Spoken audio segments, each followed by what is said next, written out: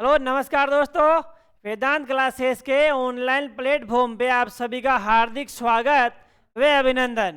प्यारे प्यारे और सुंदर सुंदर मित्रों, विद्वानों, साथियों, हम पढ़ रहे हैं भारत का भूगोल। क्या पढ़ रहे हैं? भारत का भूगोल। तो भारत के भूगोल में मित्रों हमने पढ़ा है भौतिक प्रदेश। भौतिक प्रदेशों को 6 भागों में बांटा था और 6 भागों को हमने डिटेल से पढ़ा था। ठीक है मित्रों, अगला टॉपिक अपना शुरू होता है भारत का अफवाह तंत्र या नदीय तंत्र। ये अफवाह तंत्र क्या है मित्रों? आप सबको पता होना चाहिए। प्रायद्वीपीय भारत है ये। प्रायद्वीपीय भारत क्यों कहते हैं इसे? क्योंकि 3 तरफ से जल है और एक तरफ भूमि है, इसलिए इसे प्रायद्वीपीय भारत बोलते हैं। और ये भारत दोस्तों आपको पता है, ये सोने की चिड़िया थी एक समय। क्या थी? ये सोने की चिड़िया थी मित्रों। तो सोने की चिड़िया क्यों थी? क्योंकि यहाँ पे नदियों का प्रभाव बहुत ज्यादा है। अपने प्रायद्वीपीय भारत में, हिमालय भारत में और राजस्थान वाले भारत में, सभी पूरे भारत में नदियां खूब है भाई। तो जहां नदियां बह के आती है वो उपजाऊ मिट्टी लेके आती है। अरे मिट्टी उपजाऊ होगी तो खेत उपजाऊ होंगे, खेत उपजाऊ होंगे, नदियां होगी तो अपनी कृषि बहुत अच्छी होगी, कृषि अच्छी होगी तो अपने उद्योग भी पनपेंगे। ठीक है, तो मित्रों इसी वजह से अपने भारत को सोने की चिड़िया कहा गया था। क्यों कहा गया था?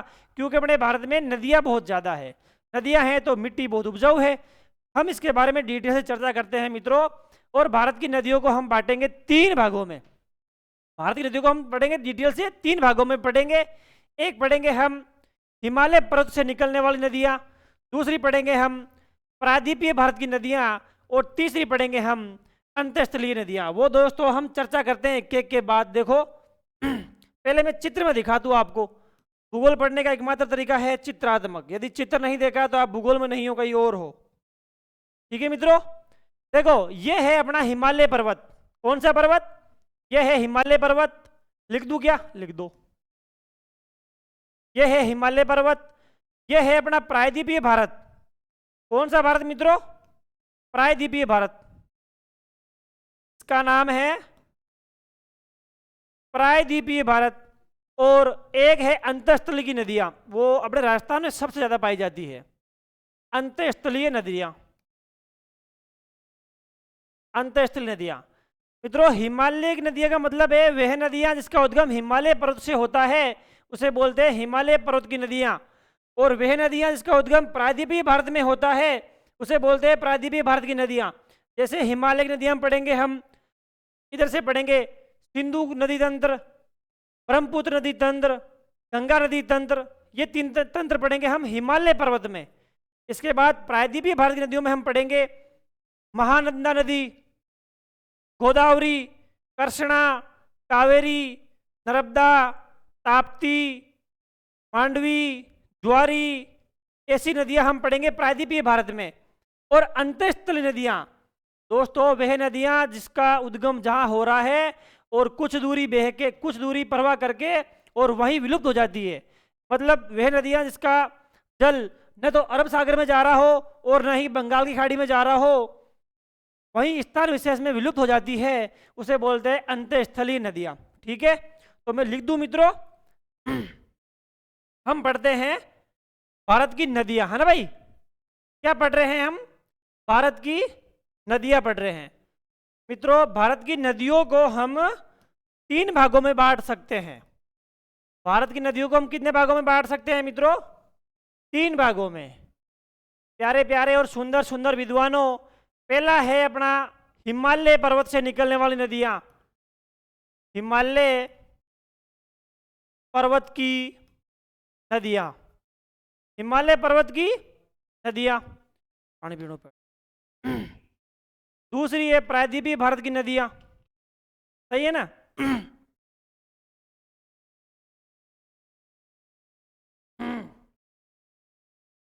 दोस्तों क्या जाओ आप, ये कौन सी है? प्रायद्वीपीय भारत की नदियां, प्रायद्वीपीय भारत की नदियां। और तीसरी है अंतःस्थलीय नदियां, अंतःस्थलीय,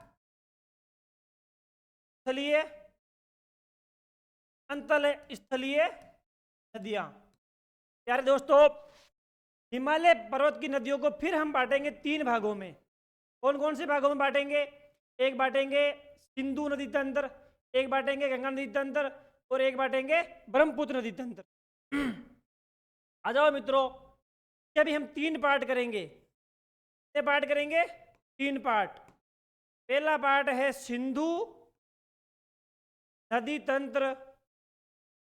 सिंधु नदी तंत्र का मतलब है सिंधु और सिंधु की सहायक नदियां पढ़ेंगे। इसके अंदर जैसे सिंधु, झेलम, चिनाब, रावी, व्यास, सतलज, वो नदियां इसके अंदर पढ़ेंगे हम। दूसरी आएगी अपनी गंगा नदी तंत्र।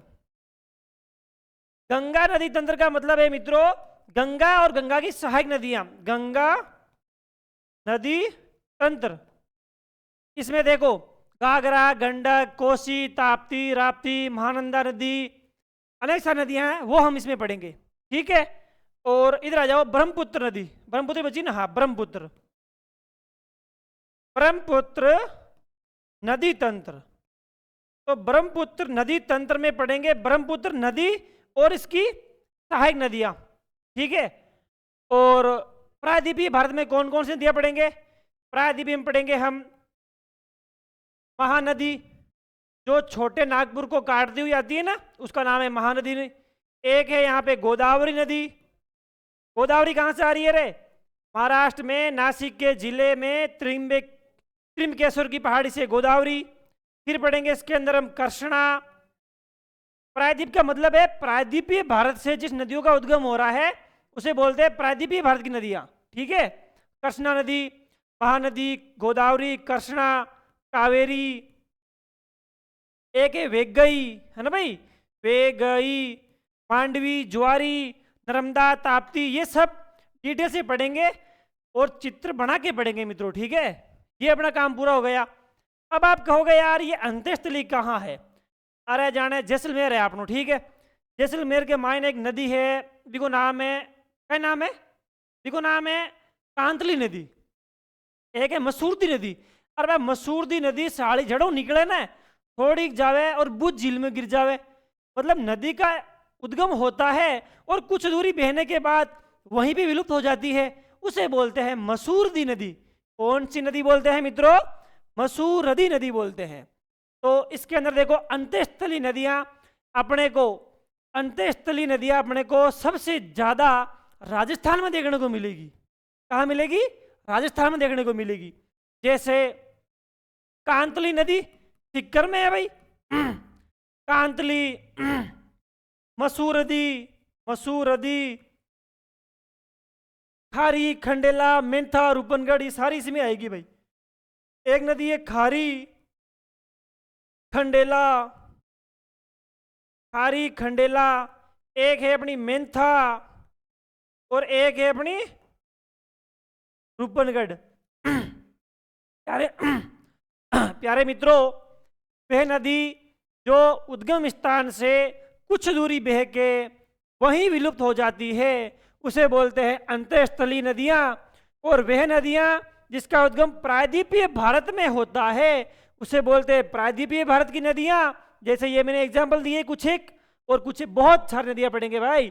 हर एक नदी को पूरा खोल के दिखाएंगे, कहाँ से उद्गम हो रहा है, कहाँ नदी में मुड़ाव है, इसकी सहायक नदियां कौन कौन सी है, इस नदी पे कौन सी परियोजना बनी है, कौन सा बांध है, ये नदी किस झील से जाती है, इस नदी का उद्गम कहाँ हो रहा है, कौन से दर्रे से भारत में प्रवेश कर रही है, किस झील को पानी दे रही है, वगैरह वगैरह सब डिटेल हम बहुत डिटेल से चर्चा करेंगे मित्रों। और ये अपना बेस बना है नदी पढ़ने का। बेस मतलब आधार। अभी कुछ पढ़ा नहीं है, अभी तो मैं कड़ी जोड़ रहा हूं। हम कैसे पढ़ेंगे ये पढ़ेंगे भाई मित्रों। ठीक है। इसी के अंदर हम सबसे पहले शुरुआत करेंगे मित्रों सिंधु नदी तंत्र। देखो सबसे पहले भारत की नदियां, भारत की नदियों को मैंने 3 भागों में बांटा। हिमालय पर्वत की नदियां, दूसरी है प्रायद्वीपीय भारत की नदियां, और तीसरी अंतःस्थलीय नदियां। ठीक है। अब हिमालय पर्वत की नदियों को भी मैंने 3 भागों में बांटा है। सिंधु नदी तंत्र, दूसरा गंगा नदी तंत्र, और तीसरा ब्रह्मपुत्र नदी तंत्र। अब इसी के अंदर हम पढ़ेंगे मित्रों सिंधु नदी तंत्र। अपनी हेडिंग क्या रहेगी? सिंधु नदी तंत्र। आ जाओ, बहुत गजब का पढ़ेंगे मित्रों, आप जीवन में याद रखोगे। ठीक है। सिंधु नदी तंत्र। सिंधु नदी तंत्र में कौन कौन सी नदियां पढ़ेंगे? इस नदी तंत्र में सिंधु नदी व इनकी सहायक नदियों को हम पढ़ेंगे। ठीक है।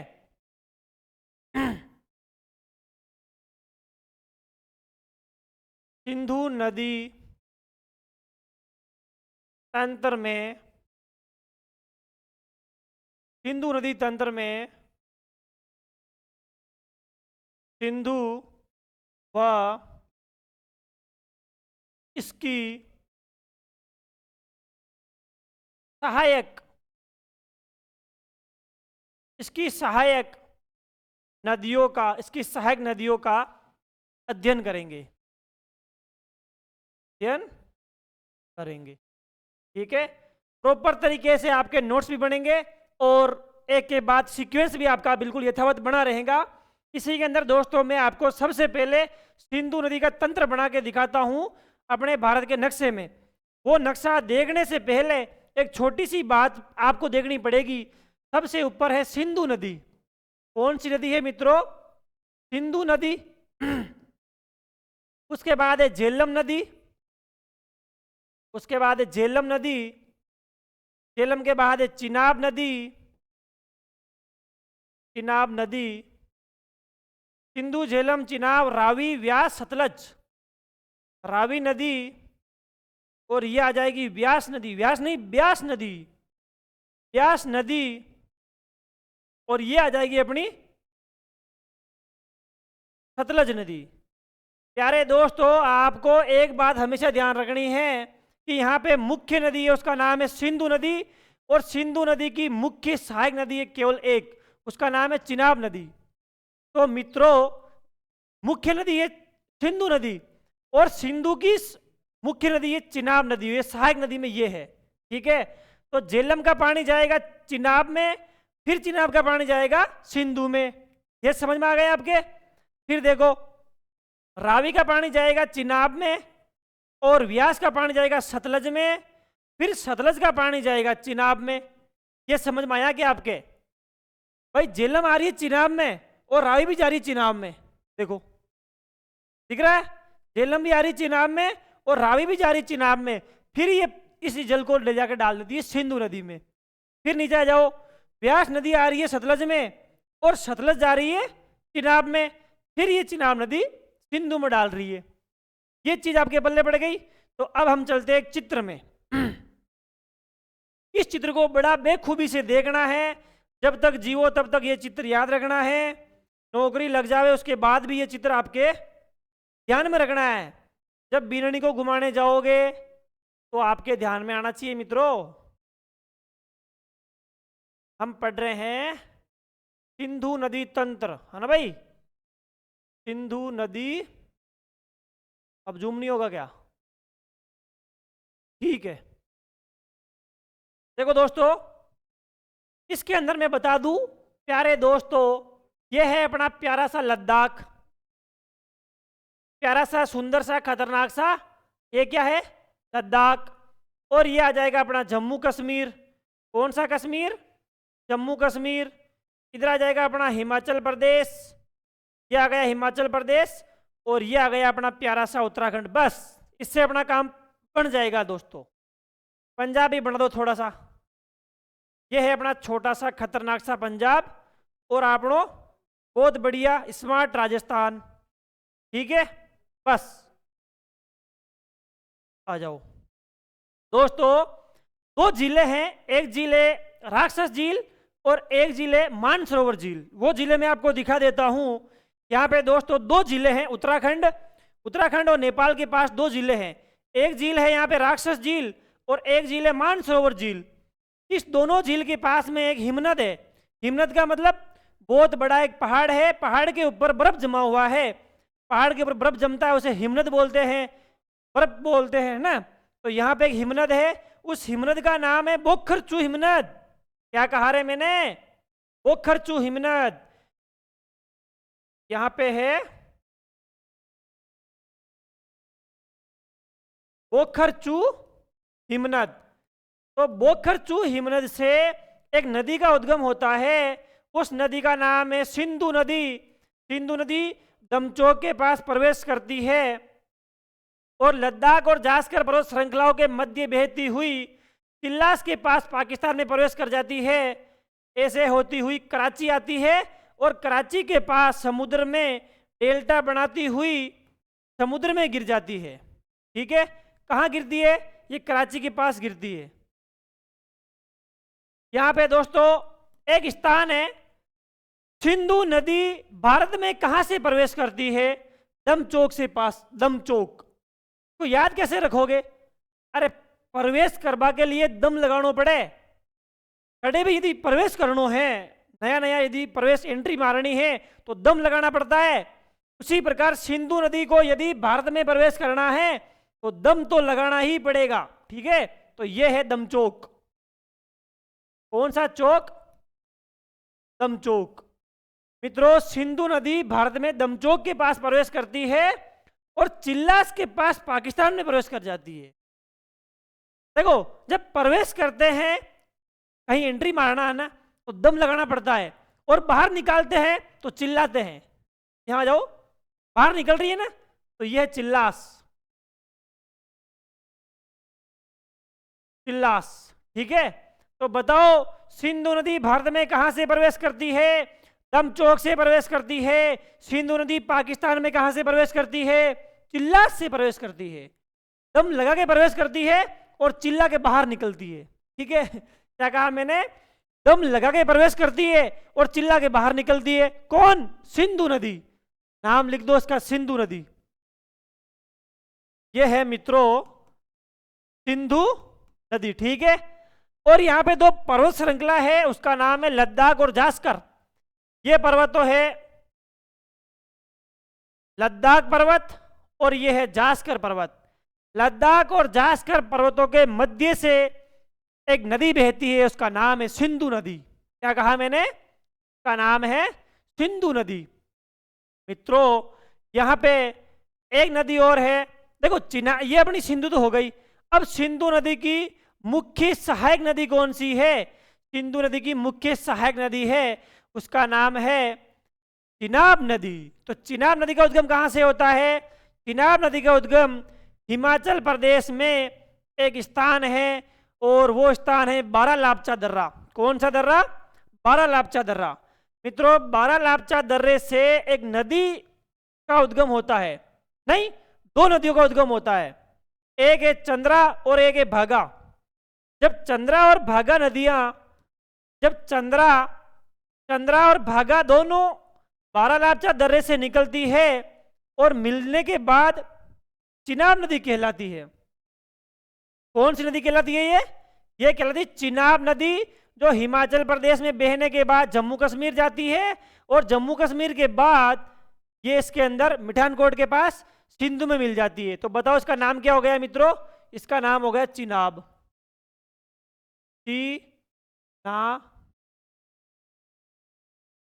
क्या नाम हो गया इसका? इसका नाम हो गया चिनाब। यहां लिख दूं क्या?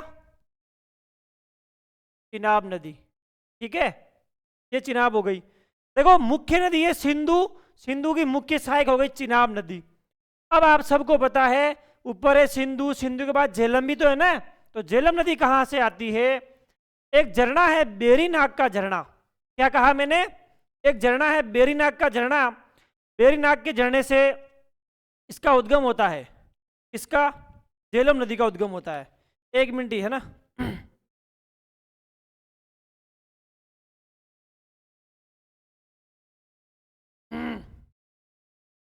नदियां पढ़ते पढ़ते नदियों में जल होता है तो अपने जल की कमी आ जाती है ना।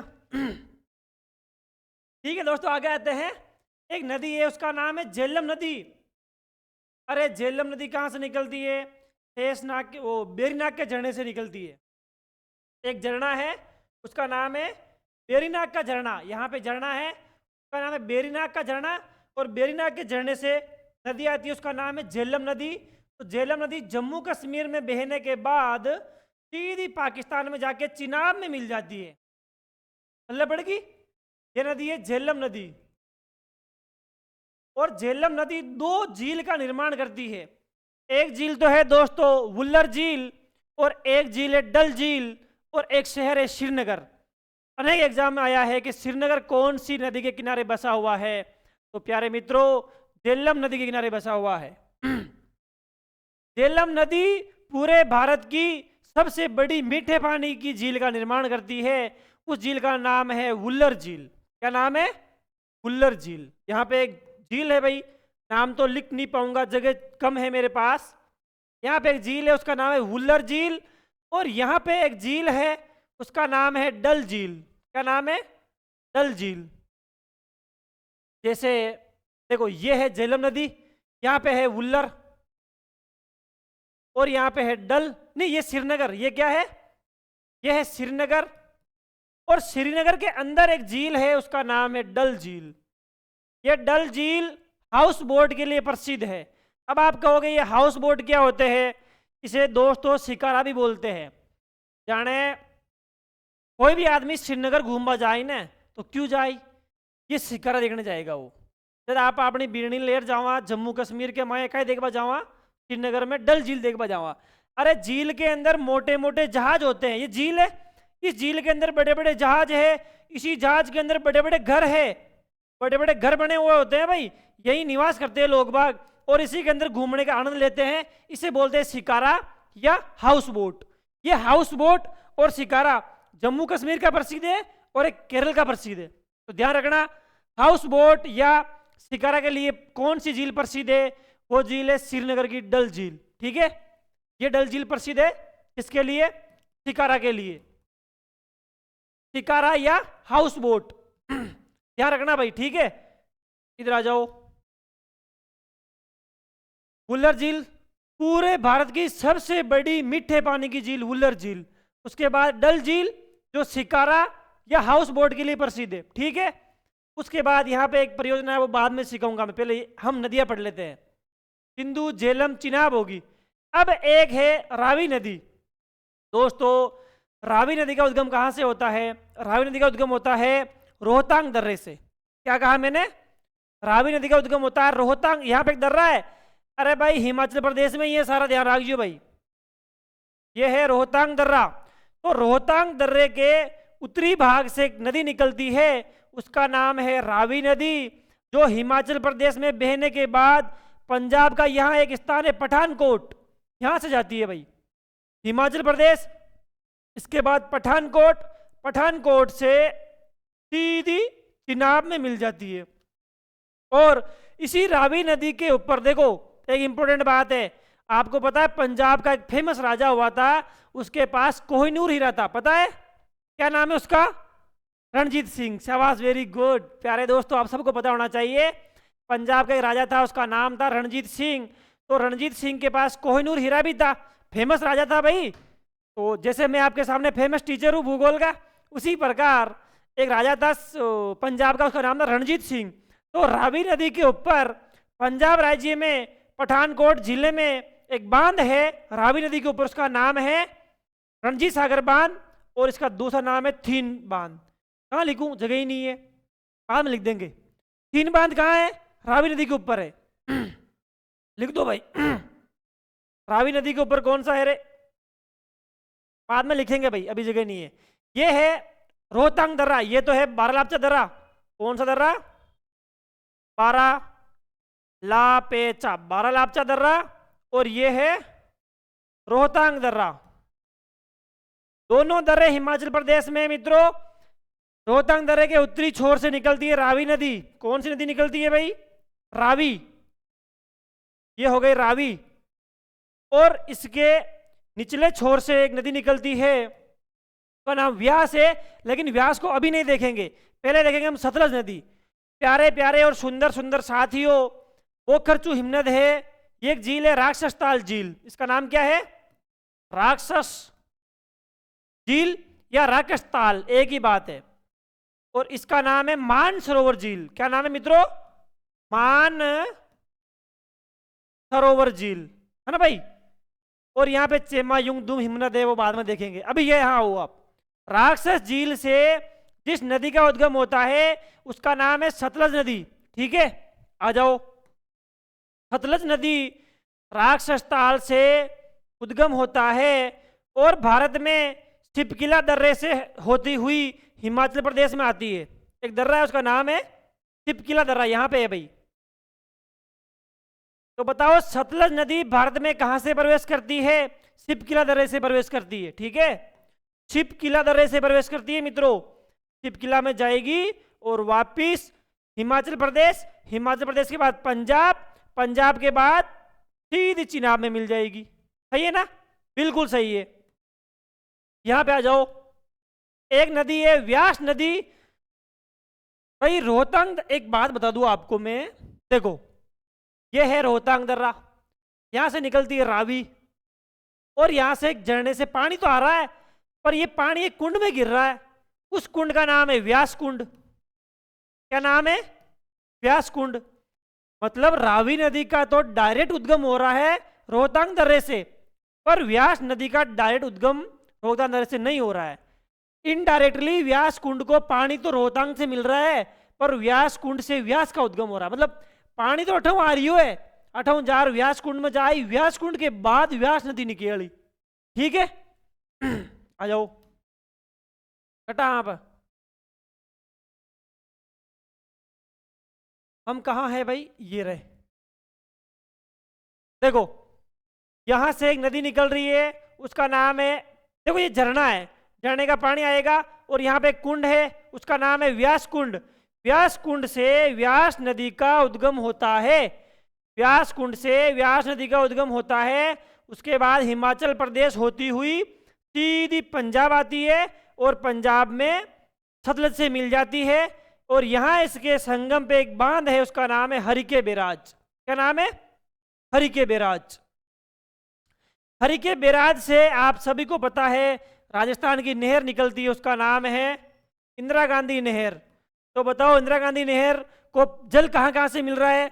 व्यास से मिल रहा है और सतलज से मिल रहा है।